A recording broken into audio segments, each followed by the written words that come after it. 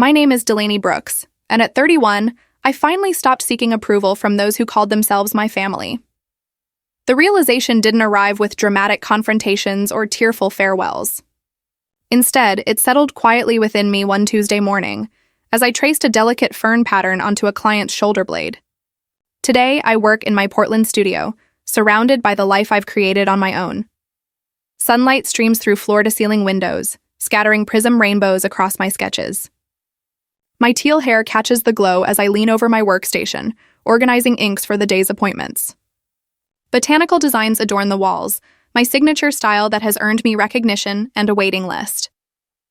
Ferns unfurl across canvases, wild roses climb imagined trellises, and forgotten woodland plants are preserved forever in my artwork. Ink stains cling to my fingers, a constant reminder of my craft. As I tap through my appointment book, it's been 10 years since I left Connecticut's suffocating perfection for Oregon's embracing wilderness. 10 years since I stopped trying to fit the Brooks family mold and began shaping my own path. The contrast between this lively, colorful workspace and the rigid household of my childhood could not be more stark. Back in Ridgefield, Connecticut, our 4-bedroom colonial stood as a symbol of respectability. The lawn was always manicured, hedges trimmed to identical heights, and flower beds bloomed in coordinated colors approved by the neighborhood association. Nothing grew wild there. Nothing was allowed to. Father, never dad, always father, Charles Brooks built his tax law practice on appearances and reputation. His tailored suits mirrored his polished public image, and his firm handshake secured million-dollar deals with clients who trusted his neatly combed salt and pepper hair and unwavering gaze. At the dinner table, he offered lessons about the importance of others' opinions as though they were scripture. "Reputation is currency," he would say, cutting his meat into precise squares. "The Brooks name is worth its weight in gold." Mother, Eleanor to friends, Mrs. Brooks to everyone else, chaired 3 church committees and managed the annual charity gala. Her schedule was packed with social obligations carefully chosen to maintain or elevate our family's standing. She moved through rooms with calculated grace, her pearl necklace shifting as she laughed at jokes she secretly found tedious. "Appearances matter, Delaney," she whispered once, pinching my arm at a garden party when I reached for a second cookie. "People are watching. People are watching." My brothers completed the picture of the perfect family. Derek and Lucas, the golden sons, with Ivy League futures planned from birth. Derek excelled in debate and was bound for Yale pre-law. Lucas, the math prodigy, collected academic scholarships as if they were trophies, eventually earning a place at Harvard Business School. Their achievements became a source of pride, fueling our father's stories at country club dinners. He, on the other hand, was the imperfection on an otherwise flawless canvas. The daughter who asked too many questions and colored outside the lines, both literally and figuratively. While my mother carefully chose my Sunday dresses and my father charted a path to a socially acceptable college, I imagined worlds in colors they couldn't name. The Brooks family followed an unspoken code. Every choice, from vacation spots to breakfast cereal, passed through the lens of external judgment. "What will people think?" echoed throughout our home, bouncing off immaculate walls where dust never settled, thanks to my mother's vigilance. I first understood my place in the family hierarchy at the age of 12. After weeks of pleading, I persuaded my mother to let me try a temporary hair color, a single streak of violet that would fade after a few washes. Hands trembling with anticipation, I applied it and watched the color bloom against my brown hair. It thrilled me, a contained act of rebellion in just one streak. I ran downstairs, eager to show it off before Derek's high school graduation dinner. My father glanced up from his newspaper, his expression shifting from distraction to disdain in an instant. "Absolutely not," he said, his voice as cold as January frost. "Wash it out immediately." "It's temporary," I protested. "It'll be gone by Monday." I said no. The newspaper snapped back into place, creating a barrier between us. "We're leaving for Derek's dinner in 30 minutes. You will not be joining us looking like that." "Charles," my mother intervened softly, "people will ask where she is. Tell them she's sick, a stomach bug." He didn't lower the newspaper. "Better they think she's ill than see her look like some delinquent." I stood frozen in the living room, the weight of his words settling over me. It wasn't the disappointment of missing Derek's celebration dinner. It was the effortless way I had been excluded to maintain the family's image. Later that evening, I sat alone in my bedroom, picking at a sandwich my mother had left. Through the neighbor's kitchen window, I watched my family gathered at the Petersons' home, laughing together. My father clapped Derek's shoulder proudly, my mother animated in conversation, Lucas smiling at something someone said. They seemed complete without me. Perfect, even. I pressed my palm to the cool glass of the window, witnessing their world without me, and something shifted inside. The constant need for their approval began to ache differently, less desperate, more resigned. I realized their love came with conditions I might never fulfill, rules I might never understand. That night, as the violet streak in my hair gradually faded from repeated washes, a spark of independence quietly took root in my heart. It would take years to fully bloom, but in that moment of feeling left out, observing laughter through borrowed light, I began to grasp that true family doesn't demand perfection to offer belonging. What I didn't yet realize was that I would eventually need to build that sense of family myself, far from the pristine colonial house on Maple Street. The first sketchbook I ever bought with my own money was a simple spiral-bound notebook from a drugstore, purchased with birthday money from my grandmother. I tucked it between my mattress and box spring, bringing it out only when my bedroom door was locked and the house had settled into evening quiet. With colored pencils scattered across my comforter like autumn leaves, I created worlds my family could never comprehend. By 16, my fingers bore the marks of this secret life, graphite under my nails, paint flecks that wouldn't wash away, and calluses from gripping pencils too tightly for hours. Mother once noticed during Sunday dinner, her eyebrows raised toward her perfectly styled hair. "For heaven's sake, Delaney." "Your hands are filthy," she said, offering me a napkin as if my smudges might infect her manicured nails. "What will Pastor Mitchell think if he sees you like this at youth group tomorrow?" I said nothing, scrubbing at the blue pastel dust until my skin reddened. Those marks, though, were badges of honor, the only evidence of the conversations where I truly expressed myself. At the Brooks dinner table, my voice had been systematically silenced. Every opinion labeled inappropriate or needlessly contrary. Every question met with Father's signature line. That's not up for discussion, so I learned to communicate through lines and colors instead, turning my drawings into the sentences I couldn't speak aloud. In my room, surrounded by hidden sketchbooks, I built entire universes, landscapes where trees grew upside down, gravity was optional, and women with fierce eyes and untamed hair stared back at me from portraits. Abstract pieces captured the whirlwind of emotions in my chest. Each page was a declaration of independence, a small rebellion happening under my parents' roof, unnoticed. The summer before senior year, I found an online art forum. Nervously, I scanned and uploaded my first piece, a self-portrait emerging from tangled thorns, a single bird perched on my shoulder. I called it Caged. While my family slept, I returned to find comments from strangers around the world. "This speaks to me. Your line work is incredible. I feel this in my soul." I pressed my hand to my mouth to hold back tears. For the first time, someone truly saw me, not the proper Brooks daughter in pressed khakis and neat hair, but the real Delaney, wild, yearning, and bursting with things to say. That night marked the start of my double life. Public Delaney kept up decent grades, attended family obligations, and nodded at the expected moments. Private Delaney, however, developed a distinct style that blended botanical elements with surrealist touches, each piece growing and stretching like a plant reaching for sunlight after being in darkness too long. Art was no longer just a hobby or skill. It became the foundation of my identity when everything else felt borrowed or forced. In those sketchbooks, I discovered who I truly was beneath the Brooks family facade. The college discussion unfolded just as I had anticipated, during a carefully arranged dinner in the fall of my senior year.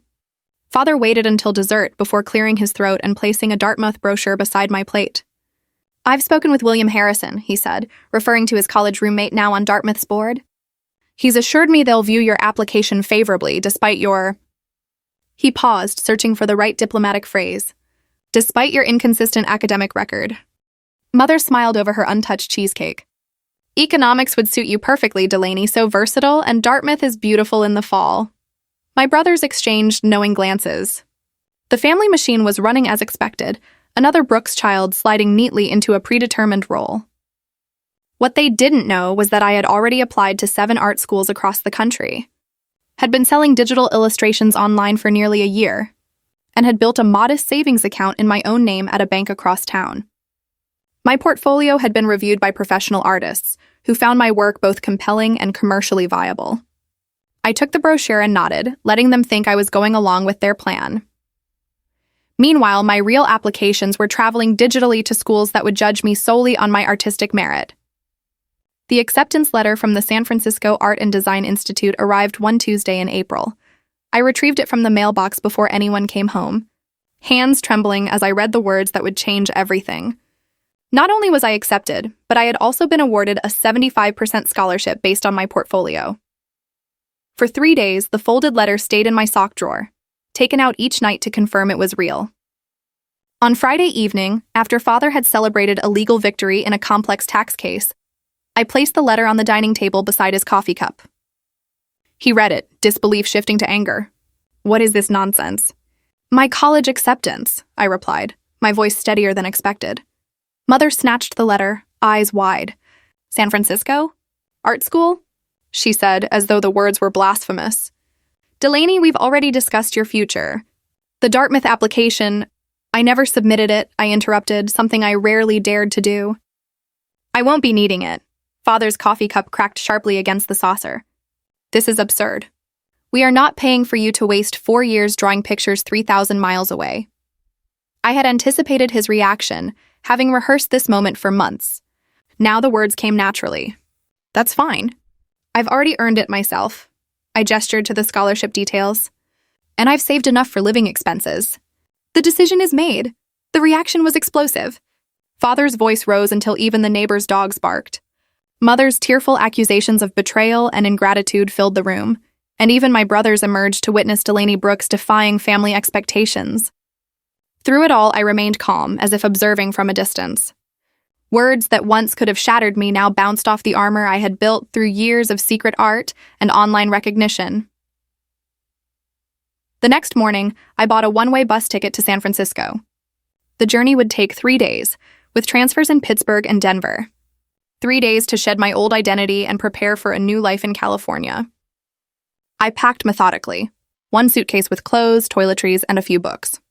My portfolio case held selected originals, my tablet, and external drives with digital work. Everything essential fit into 2 bags. No dramatic goodbyes marked my departure. Father had left for work without a word, and Mother stayed in her bedroom nursing a headache. My brothers were conveniently elsewhere, leaving the house quieter than usual. I carried my bags down the familiar staircase one last time. Outside, the spring sunlight danced across the neatly kept lawn. At the end of the driveway, I paused to take a final look at the colonial house where I had spent 18 years seeking approval that never came. Its symmetrical windows stared back, revealing none of the chaos that had lived inside. The bus rumbled away from Ridgefield's orderly streets, taking me toward a future I had carefully shaped myself. Through the smudged window, my childhood home shrank until it vanished around a bend. The tightness in my chest, the companion I had known for as long as I could remember, began to ease with every mile. For the first time, I had chosen art over approval. The path ahead was uncertain and likely challenging, but it was entirely mine. San Francisco greeted me like the family I had never known. Each morning, fog rolled through the Golden Gate, wrapping the city in a silvery embrace far removed from Ridgefield's suffocating propriety. Green-haired baristas served coffee to suited professionals without a second glance, while tattooed professors lectured on classical techniques. The city thrummed with possibilities that made my lungs expand with every breath. "You're holding back," Professor Winter said during my first critique, tapping her weathered finger on my sketchbook. Her own arms were adorned with Japanese-style peonies that disappeared beneath rolled sleeves. "These botanical studies show skill, but where are you in them?" Her question rattled me. After 18 years of shrinking to fit spaces too small for my spirit, I barely knew the answer. That weekend, my roommate Zoe took me to her favorite tattoo shop, declaring it my art school initiation. The studio smelled of antiseptic and opportunity. Walls lined with flash sheets displayed everything from classic anchors to watercolor abstractions. "What do you want?" asked the artist, Morgan, whose silver hair was cropped short on one side and long on the other. I showed her the design I had refined for weeks. A single foxglove stem with blooms curling up my inner forearm.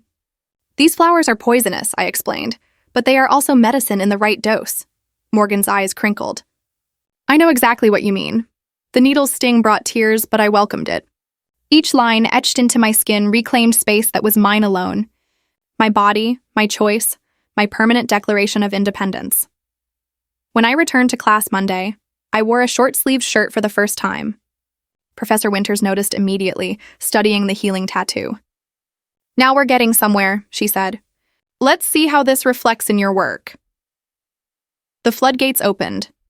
My sketchbooks were filled with botanical studies that combined scientific accuracy with emotional depth. Nightshade and hellebore, plants with dual natures much like myself, could either harm or heal depending on how they were approached. Professors began lingering longer at my station during critiques. My work was chosen for the student gallery show and later featured in a local cafe exhibition. Phone calls home became shorter and less frequent. "How are your business classes?" my father would ask, holding on to the hope that I would eventually switch to a more conventional degree. "They're enlightening," I would reply, not entirely untruthful, as I was actually mixing colors for a study on light refracting through petals. After the final portfolio reviews in my junior year, Dean Wallace stopped me. "Brooks, your botanical illustrations are outstanding. Have you considered focusing on scientific illustration? The medical school needs someone with your level of precision." A commissioned project from that recommendation covered my summer rent and became the foundation of my first professional portfolio. I even framed the check stub and placed it above my desk, a reminder that art could be both passion and career, despite my family's skepticism. That Christmas, my father sent a card with a note suggesting I still had time to transfer credits to business school. I tucked it behind my first published illustration in a medical textbook, letting both realities occupy my small apartment. After graduation, Portland called to me, a city where the wilderness encroached on urban edges.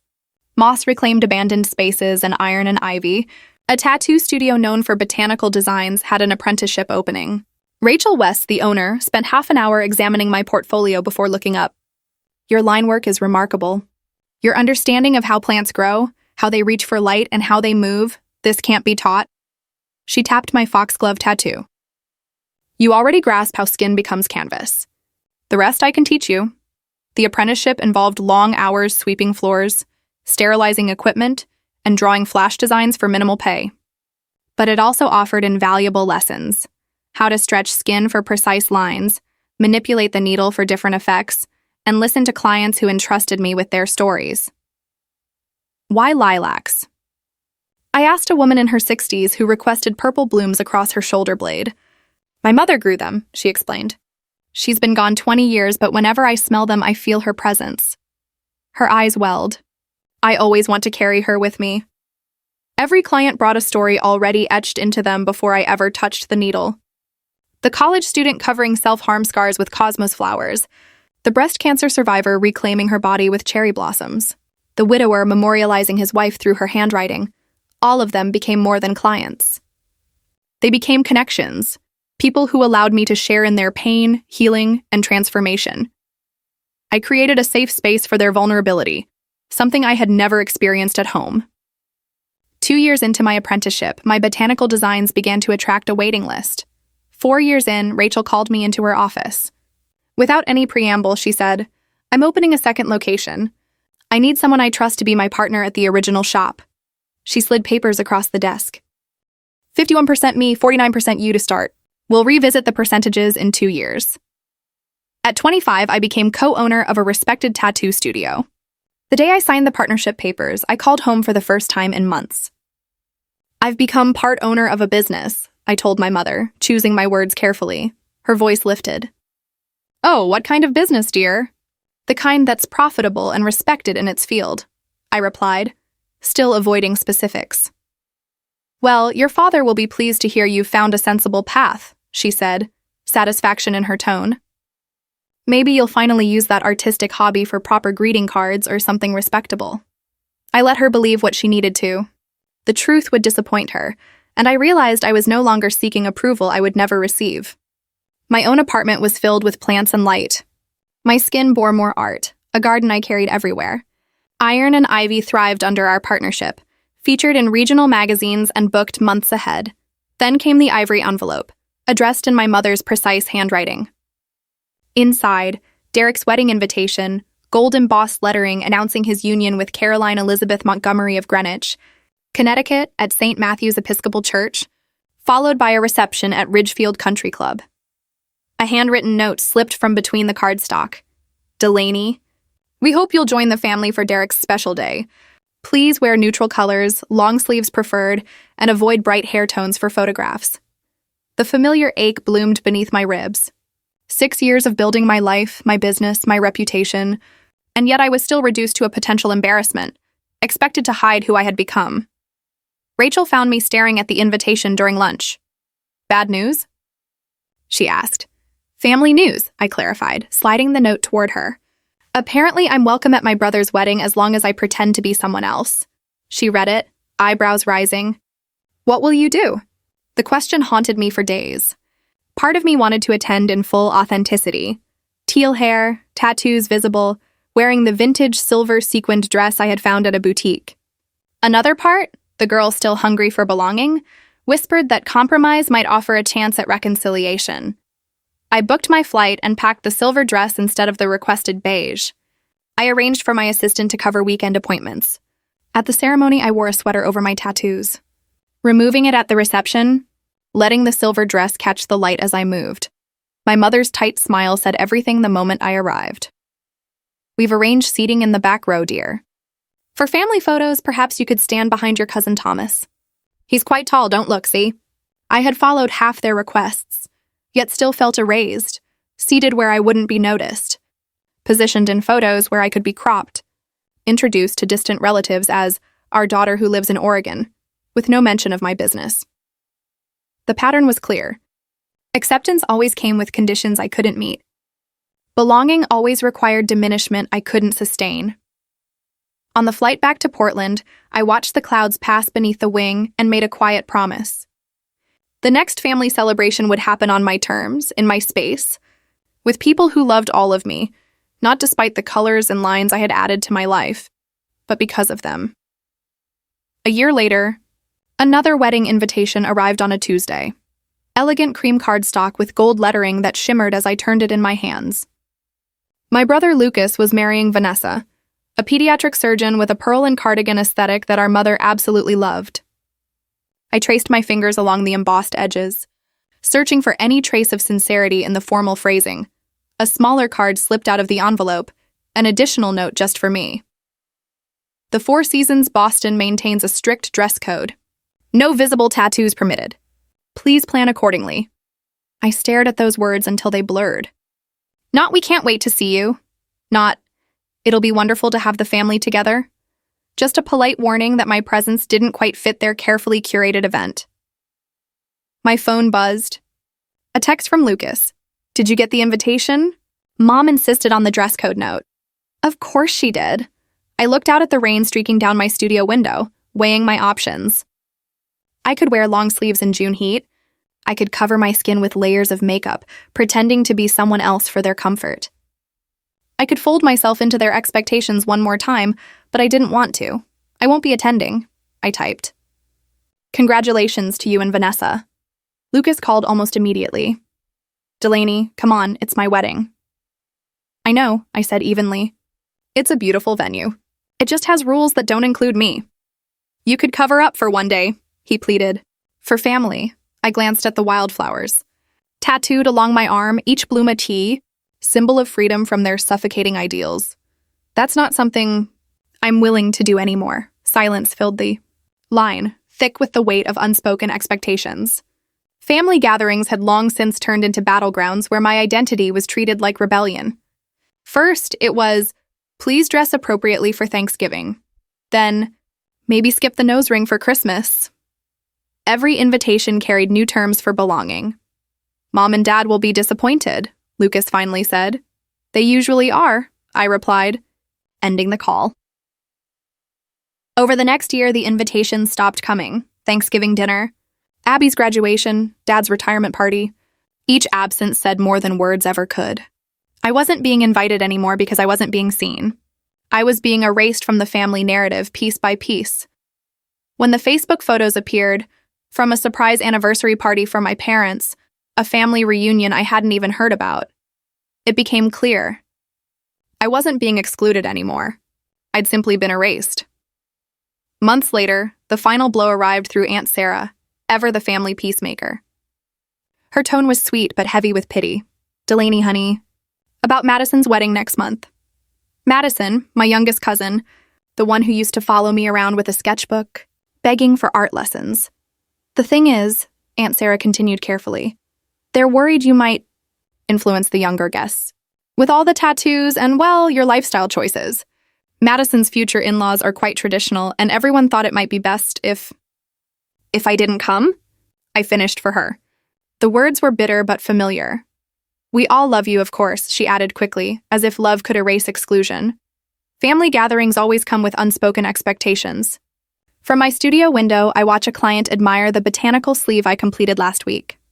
She catches my eye and gives a thumbs up, her face lighting up with the joy of seeing herself reflected in the art she chose. "You know what, Aunt Sarah? You can stop worrying. I won't be attending any more family events." Her hesitant reply fades as the truth settles over me. They don't see me as family. They see me as a problem, something to hide. That evening, I sent one final email to my parents. Not pleading for understanding as I had countless times before. Not defending my choices. Simply stating that I was closing this chapter of repeated rejection. My finger hovered over send as memories passed through me. Childhood dinners where my voice was silenced. Teenage years when my art was dismissed. The empty space in family photos where I should have been. 3 days later, a single line from my father arrived. "We think that's for the best." Those 6 words didn't bring pain as I expected. They brought relief, like setting down a burden I had carried for decades. I had been seeking approval from people who never intended to give it. The cycle of rejection wasn't failure, it was liberation. As winter came, Portland welcomed me into communal art spaces, late-night conversations over cheap wine, and mismatched furniture that felt like home. Zoe, a violinist with silver-streaked black hair, invited me to a gallery opening my first week in town. "Fresh meat," she joked, linking her arm through mine as she introduced me to everyone. Garrett, a poet with kind eyes and scarred hands from construction work, showed me the best coffee shops for sketching. Fiona, who turns discarded electronics into installation art, helped me find an apartment with perfect north-facing windows. None of them demanded explanations. None of them set conditions for belonging.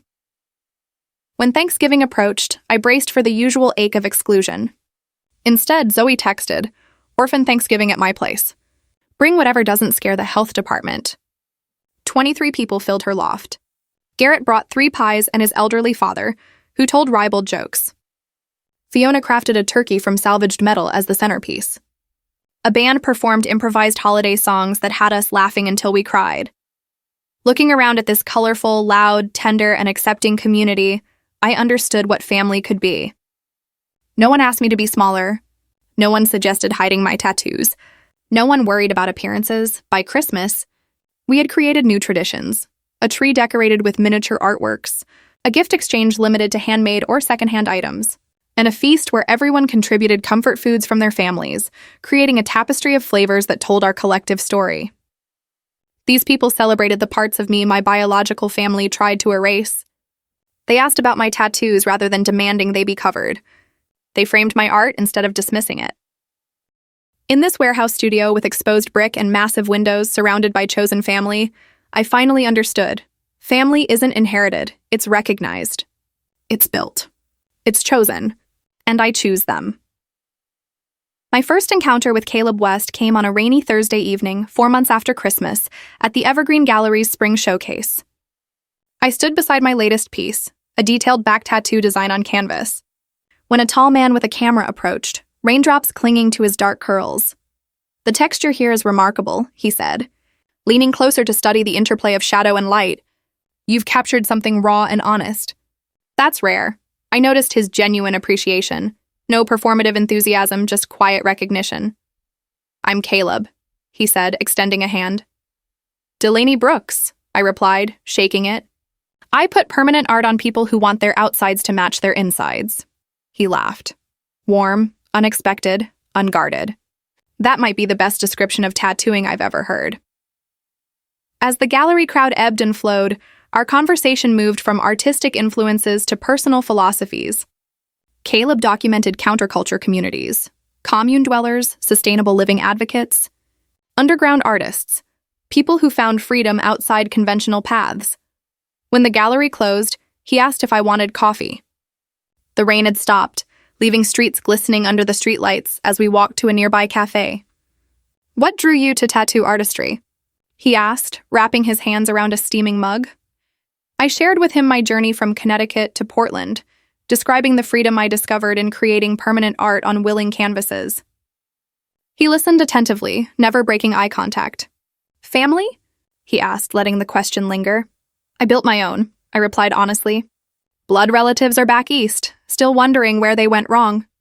He nodded, a subtle understanding crossing his face. Chosen families, after all, can offer more support than biological ties. Our conversation stretched past midnight, flowing through art movements, identity politics, and the communities we had each carefully built. Unlike previous first dates where I had curated my story, with Caleb I shared unfiltered truths. When he walked me to my car, our hands brushed briefly. "You know what I find most compelling about your work?" he asked, his voice soft in the night. "Tell me," I said. "Your skin tells stories most people spend a lifetime hiding," he said, tracing a finger lightly along the floral sleeve on my left arm. "There's courage in that kind of transparency." His observation carried unexpected weight, not admiration for technique, but acknowledgement of the deeper purpose in my art. A visible authenticity that had cost me my first family, but granted me the freedom to be myself. Before we parted, I agreed to see him again. Over the following months, our connection grew through shared creative projects. Caleb photographed my tattoo sessions for a magazine feature on women transforming the industry. I designed a logo for his upcoming photography exhibition on alternative communities. Our collaboration felt effortless, without the tension I had known in past relationships. No explanations were needed, no apologies required for artistic obsessions or unconventional schedules. When I invited him to my studio's 5th anniversary, he arrived early to help arrange furniture and stayed late washing ink cups. My chosen family, Jasmine and Marcus from the studio, Tori from the apartment upstairs, even Professor Hammond, welcomed him without hesitation. "He fits," Jasmine remarked one evening after he left, leaning against the doorframe with her arms crossed. "No adjustment, no awkwardness, he just belongs." Her words struck me. Past partners had approached my circle cautiously, treating friends as obstacles rather than companions. Caleb, in contrast, integrated seamlessly, bringing homemade bread to Sunday dinners and remembering everyone's coffee preferences without prompting. The difference from my biological family's historical rejection was stark. My father had interrogated my high school boyfriend about career plans. My mother scrutinized table manners and pronunciation. My brothers barely acknowledged those I cared about. Caleb attended gallery openings and industry events, offering quiet, unwavering support. He documented my creative process, capturing moments of inspiration and frustration alike. When I received the Industry Innovation Award in June, his face was the first I saw in the crowd. "You're glowing tonight," he whispered at the after-party, brushing a strand of hair from my face. "I'm happy," I admitted, surprised by the simplicity of the truth. "It looks good on you," he said, pressing a kiss to my forehead. Our relationship had been built on mutual support and genuine acceptance, a foundation that allowed both of us to thrive. He understood my need for creative space and respected my boundaries without taking offense. I learned to accept his occasional retreats into quiet reflection without interpreting them personally. For our 1-year anniversary, Caleb suggested a weekend getaway to the Oregon coast. We rented a small cottage overlooking the Pacific, with windows open to let in the constant rhythm of waves against the shore. After a day exploring tidal pools and collecting unique stones, we returned to watch the sunset paint the horizon in shades of orange and pink. Caleb seemed unusually nervous, fidgeting with the camera he hadn't touched all afternoon. "I have something for you," he said as darkness fell and stars began appearing overhead. From his pocket, he produced a small wooden box, hand-carved with delicate floral patterns. My heart skipped a beat as he placed it in my hand. "Open it," he whispered. Inside was a silver ring, its design immediately recognizable, a small wildflower pushing through cracked concrete, mirroring the tattoo I had designed at 19 to mark leaving Connecticut behind. "The first time you showed me that tattoo," Caleb said, his voice steady despite the emotion in his eyes, "you said it represented resilience. Beauty emerging from hardship. I nodded, speechless. That's what I see in you every day, he continued. Not in spite of your past, but because of how you've grown through it. He took the box back from my trembling hands. I want to spend my life loving your authentic self, Delaney. Every story, every scar, every moment of becoming. The ring caught the moonlight between us. Will you marry me?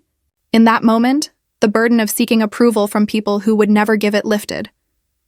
Here was someone who saw me fully, tattoos, unconventional choices, artistic ambitions, and celebrated them. Yes, I whispered, then louder. Yes. As he slid the ring onto my finger, the wildflower pressed gently against my skin. I realized I had finally found what my biological family never provided. Unconditional love without performance. We sealed our promise with a kiss as the waves crashed against the shore, a fitting backdrop for this moment of transformation. With Caleb, I wasn't striving to be seen or valued. I simply existed fully and freely in his arms. We stayed wrapped together under starlight, planning a future grounded in mutual respect, creative partnership, and a love that doesn't require hiding uncomfortable truths. For the first time since leaving Connecticut, I felt completely at home. Our engagement wasn't staged with Pinterest boards or visions of grandeur. It happened on a random Tuesday when we realized we had built something neither of us wanted to live without. The moment he slid that vintage emerald ring onto my finger, I knew two things. I wanted to spend my life with him, and telling my family would be the final test of everything I had built since leaving Connecticut. Are you sure you want to tell them? Caleb asked, tracing circles on my shoulder that night. We could just send an announcement later. I shook my head, feeling a strange calm. One last chance. They deserved an opportunity to truly see me. The next morning, with coffee-steadied hands, I crafted a simple email. No dramatics, just facts. Caleb and I were engaged.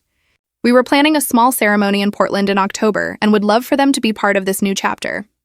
My finger hovered over the send button for 3 breaths before pressing it. The soft whoosh of the sent message felt surprisingly ordinary for something that felt like launching a flare into the Connecticut sky. A flicker of hope, a dangerous ember I thought extinguished years ago, returned. Mother's response arrived within hours. Her words precise. We would like to meet this young man before giving our blessing, perhaps in Ridgefield soon. Father's note followed. Congratulations. Will you be toning things down for the photos? I expected the familiar sting of rejection, but instead felt clarity wash over me. Nothing had changed.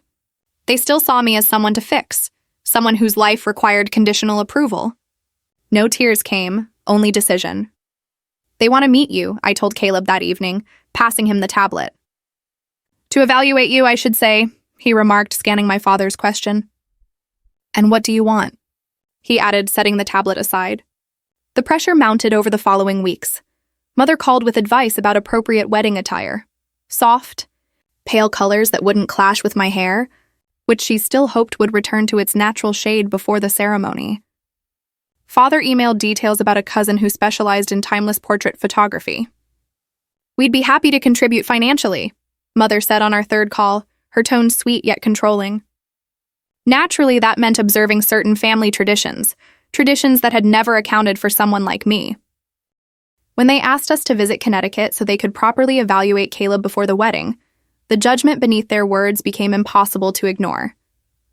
They're treating this like a job interview, I told Caleb, pacing our apartment. The ideal son-in-law assessment. Caleb stood calmly watching me. What do you want to do? He asked for the 3rd time that week. They'll scrutinize everything about you, I said. Your artist's hands, your tattoos, the way you talk about your work. They'll smile politely while deciding you're not enough. I can handle criticism, he said softly. But this isn't about me. This decision is yours entirely. I stopped pacing, struck by the clarity of his words. My choice, not theirs. They've never seen me, I whispered. Not once in 31 years. Then maybe they don't deserve front row seats for the rest of your life, he suggested. The truth hit sharply. They wouldn't be invited. Surprisingly, there was no vindictive thrill, no desire for revenge. This was self-protection, a final boundary around the life I had built. I don't want them there, I said, feeling immediate relief. I don't want to spend our wedding day waiting for approval or criticism. I don't want to search the crowd for disapproving looks or brace for comments about my appearance. Caleb crossed the room and took my hands. Together, we shaped the day our way. Wedding planning shifted from a minefield to a celebration. We selected flowers based purely on what made us happy. The rooftop garden of our favorite local restaurant became our venue, its urban botanical charm reflecting us perfectly. Our ceremony honored our journey, readings from books that shaped us, music that carried us through challenges, vows written together over wine-fueled evenings. What about your parents? Stella asked during our weekly coffee date, genuinely concerned. Will you regret not having them there? I surprised myself with the calm in my reply. I've spent years regretting not having the parents I needed. I'm done with that now. My chosen family supported the decision fully. Marcus offered to walk me down the aisle. Stella became my planning partner, balancing my creative chaos with her organizational skills. Caleb's parents called to say they were honored to officially welcome me into their family. Tattoos, teal hair, and all. The wedding transformed from a potential battlefield into a symbol of freedom. It became a day defined not by who was absent, but by those who chose to be present. Not weighed down by obligation, but lifted by authentic connection. For the first time, I understood that family isn't something you audition for. It's something you build, choice by careful choice, with people who see you clearly and love you anyway. Our wedding marked the start of that new creation, a celebration of who we truly are, not who others expect us to be. Free. My name is Delaney Brooks, and today I marry the man who loves me exactly as I am. The converted warehouse overlooking the Willamette River glows with string lights, reflecting off the water like constellations matching the stars above. October in Portland brings a crisp breeze carrying the scent of fallen leaves and possibility through open sliding doors. Once home to industrial machinery, the space now holds the most authentic celebration of my life. You ready? Mira asks, adjusting the final flower in my loose braid. Her hands, steady from years of tattooing alongside me, move with practiced precision. I turn toward the full-length mirror, leaning against exposed brick. The reflection hardly resembles the girl who once hid sketchbooks under her mattress in Connecticut.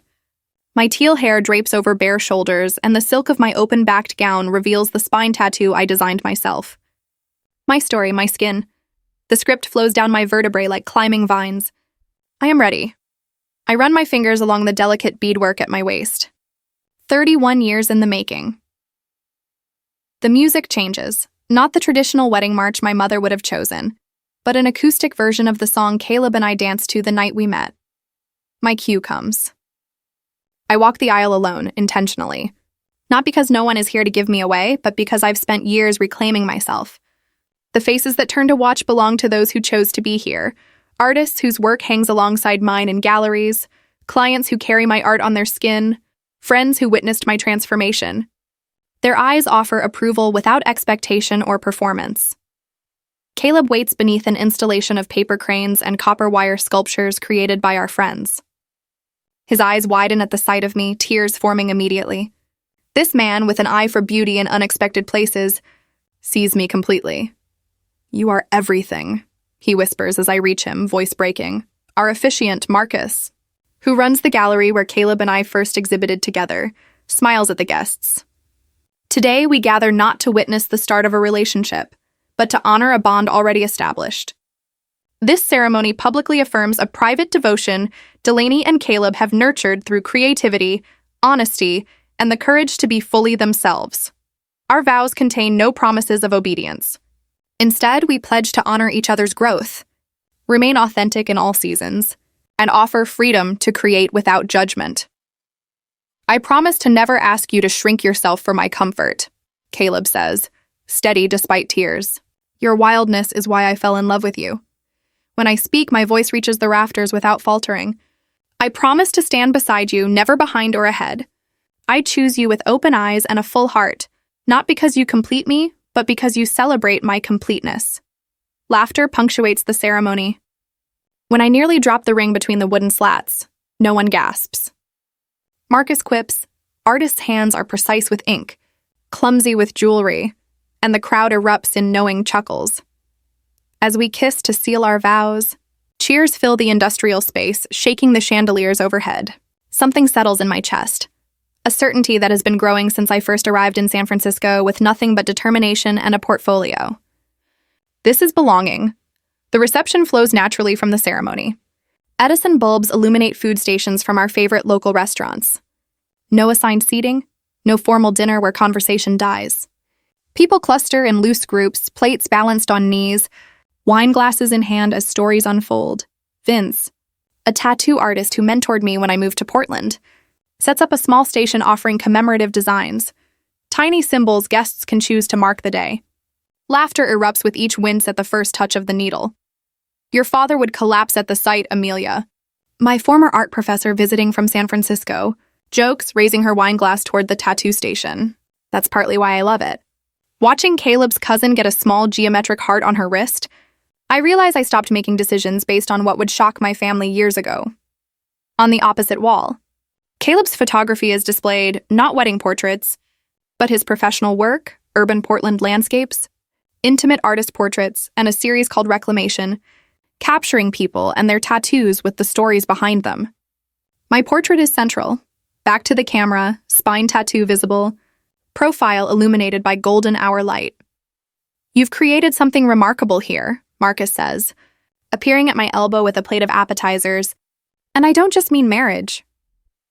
I follow his gaze around the room to our chosen family, the art surrounding us, and the celebration that exists unburdened by pretense. I told him we wanted a wedding that felt genuine, not like a performance. Mission accomplished, he said, squeezing my shoulder before drifting off to greet other guests. As the evening deepened, Caleb found me near the dessert table, wrapping his arms around my waist. How does it feel to be Mrs. Reed? He murmured in my ear. I turned in his embrace to meet his eyes. Actually, I'm still Delaney Brooks, and you're still Caleb Reed, two people who chose each other. His smile widened. I wouldn't have it any other way. The celebration continued into the early hours, with no one checking their phones, leaving early, or offering polite excuses. The guests, artists, dreamers, truth-tellers, understood the importance of moments like this. By the time Caleb and I returned to our small apartment in the Pearl District, my cheeks ached from smiling, and my feet throbbed from dancing. 2 weeks later, the doorbell rang while we sat at the kitchen island, sorting through wedding photos. The sound felt intrusive, breaking the quiet of a lazy Sunday morning. Caleb rose first, padding barefoot to answer. I heard the door creak open, followed by an unnatural silence that drew me forward. At the threshold stood my past. Father looked older, his shoulders slightly stooped beneath a tailored suit jacket. Mother gripped her handbag tightly, pearls in place as always. Behind them, Derek and Lucas hovered awkwardly, avoiding my gaze. Delaney, Father said. My name foreign on his tongue after years of silence. Caleb stepped protectively closer, his arm around my waist, the simple gold band on his finger catching the light. May we come in? Mother asked, her voice brittle with politeness. I hesitated briefly before nodding. They entered our living room, strangers connected to me only by blood, looking out of place among our eclectic furniture and wall art. Why are you here? I asked once they had arranged themselves stiffly on the sofa and chairs. Father cleared his throat. We received this. He held up a newspaper clipping featuring our wedding, shared through an acquaintance. Congratulations, Lucas offered weakly, earning a sharp glance from Father. Father ignored him. We came to discuss your behavior. Do you understand how humiliating it was to learn of your wedding from strangers? Mother leaned forward. The Hendersons' daughter saw it online. She asked Eleanor about it at her charity luncheon. Her words implied that social embarrassment justified their sudden return after years of silence. Did you expect an invitation? I asked, genuinely curious. We're your family, Mother said, as if the word alone demanded compliance. Are you? Caleb asked quietly beside me, and I squeezed his hand in gratitude. Mother continued, voice rising slightly. Do you know how embarrassing it is to have a daughter who looks like you, lives like this, and excludes her own family from her wedding? Her words crystallized 30 years of conditional love into a single moment. Thank you, I said, surprising everyone, including myself. Excuse me? Father's eyebrows drew together. Thank you for confirming what I always knew, I continued, voice steady, hand still in Caleb's. You're not upset about missing my wedding. You're upset that people know you missed it. I stood, and Caleb rose with me. Together we moved to the door, silently inviting their departure. I've built a life with people who love me for who I am, not who you wanted me to be, I said, meeting each of their eyes. That's worth celebrating. They left with stiff backs and tight lips, no embraces, no promises to stay in touch. The door closed softly, marking the end of 30 years of conditional love. Caleb pulled me into his arms as their footsteps faded. "You okay?" he asked. I pressed my forehead to his shoulder, inhaling deeply. "Yes," I said, and truly meant it. Later, my tattoo needle hummed against Parker's skin, a gentle vibration that connected us beyond words. She winced slightly as I traced a butterfly emerging from shattered glass, her first tattoo at 39. "My mother always said tattoos were for people with no future," Parker whispers as I pause to wipe away the extra ink. I believed her for 20 years. I nod, feeling an unspoken understanding pass between us. My mother had said the same. They were for people with nothing to lose. Parker laughs softly, the tension in her shoulders easing. Turns out they were wrong about a lot of things. 3 months have passed since my wedding. 3 months of waking up beside Caleb without that familiar knot of anxiety in my stomach, wondering if today would finally be the day my family approved. 3 months spent pouring decades of rejection into sketchbooks and journals, pages that hold my pain without judgment. In the quiet hours of my studio, I've created more than art. I've built understanding. Every brushstroke and journal entry has revealed that what my family called rebellion was actually survival. My colored hair, my tattoos, my refusal to shrink myself, these weren't weapons against them, but shields I built to protect myself. "Almost done," I tell Parker, finishing the last details of her butterfly. "How does it feel?" I ask. "Like freedom," she says, eyes glistening. "Like I can finally exist in my own body." Her words capture what I've felt since opening Ember Ink Collective 6 weeks ago.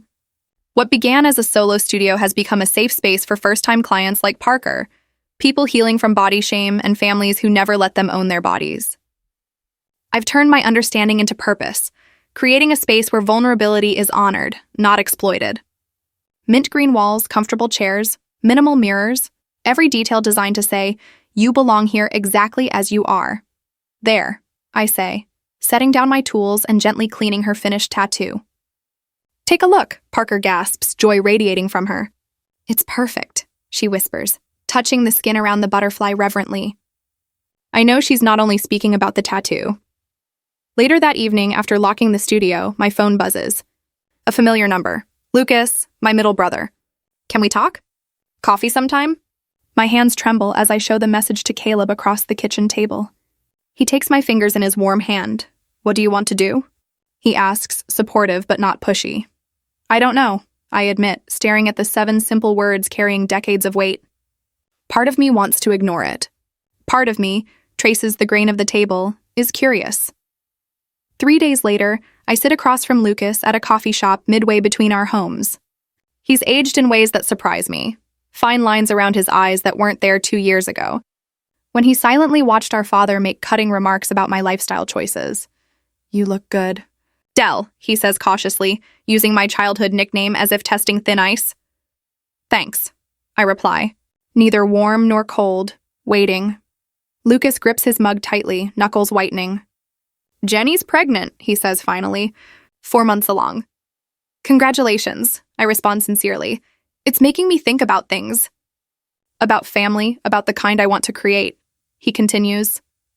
The coffee shop fades away as Lucas speaks words I never expected. "I'm sorry for not standing up for you, for putting Dad's approval over your feelings, for pretending not to notice how much they hurt you. Jenny and I have been talking about how we want to raise our child, and I keep thinking about you. I never want my child to feel like they have to earn belonging the way you did. His apology isn't perfect. It doesn't erase years of complicity, but it's sincere, and I recognize the courage it took to bridge the gap our family created. I'm not asking for immediate forgiveness," he adds quickly. "I just want you to know I'm trying to understand, and I'd like to know my sister again, the real one, not the version Dad wanted you to be." We talked for 2 hours. I set clear boundaries for any future relationship. No criticism of my appearance, no unsolicited career advice, no expectations to fit the Brooks family mold. I'm not seeking validation anymore. "I'm open to reconnection," I tell him as we leave, "but only on authentic terms." Lucas nods, understanding dawning in eyes remarkably like mine. "I think that's fair. he says, pausing before adding, Dad and Derek may never come around. I nod, surprised by how little that thought now unsettles me. That's their choice to make. As I walk home, I sense a shift inside me. Reconciliation isn't about erasing the past or pretending harm never happened. It's about mutual respect and the willingness to start anew, differently. The wedding invitation arrives on a Tuesday in early spring, tucked in a cream-colored envelope marked by my cousin Emma's distinctive handwriting. Inside, beneath the formal request to attend her marriage to Thomas Wells, she's added a personal note. Delaney, I want you there exactly as you are. Teal hair, tattoos, and all. You've always been braver than the rest of us. Love, I trace the words with my finger, remembering Emma as the quiet cousin who always observed the family with thoughtful eyes. We were never close.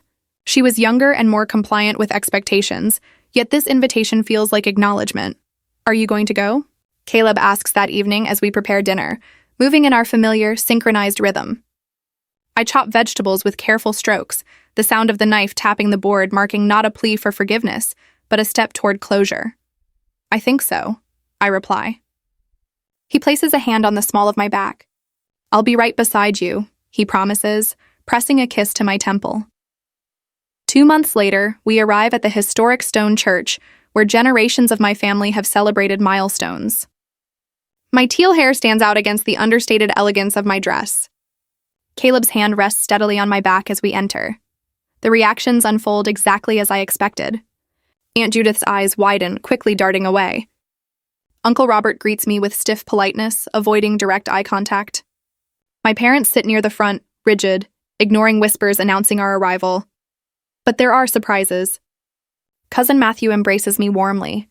About time you came back, he says, genuinely pleased. Emma, in her pre-ceremony gown, rushes over and hugs me tightly.